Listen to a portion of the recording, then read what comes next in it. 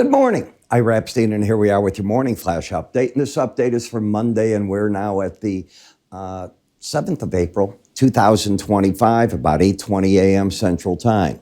So we opened last night, and as you'd expect, margin calls and the like sent the markets reeling.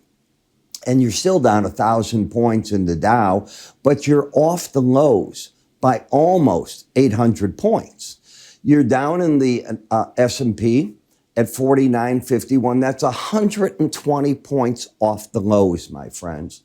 In the NASDAQ, 16,962 is 500 off the lows. You were down 1,000 points. Gold is up 60 off the lows. Silver market is up $2.50 off the lows already. On the energies, you're almost $1.80 off the lows in the Brent.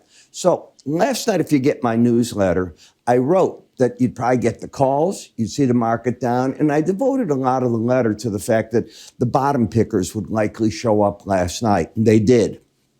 And I said, if they're smart, they'll move the stops way up on their trades if they're picking bottoms. It's not a trend trade. These are the bottom pickers, and they'll probably bail, all right, because it's probably still not the point where it's buy and hold. Give you an idea that I think the worst of the market situation is coming or has come to an end. Bonds are down 1.11. The 10-year note is down 4 basis points right now. So the areas that the market ran to are giving up ground. Now you are down in Bitcoin, $7,000. If we go and take a look at the yen, it got up last night to 69.60. There's two currencies that have been the safe haven currently.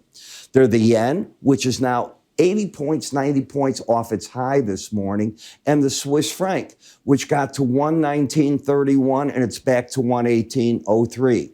So all I'm saying, and very important saying, is that the news of the day is that the market is taking a breather on this. That does not mean that you've necessarily bottomed out, but it does mean that I'm buying the deep break. There was some money to be made at the expense of those that probably had to blow themselves out of the market, margin calls and the like. Now you're seeing your first companies starting to declare force majeure. And that has to do with the fact of the tariffs, the impact, getting the product, the pricing of the products, a lot of problems there. As we step over into the grain market, corn very stable, down a penny. Wheat market has recovered. Chicago wheat's up 7 3/4. In the soybeans, up 1 3/4.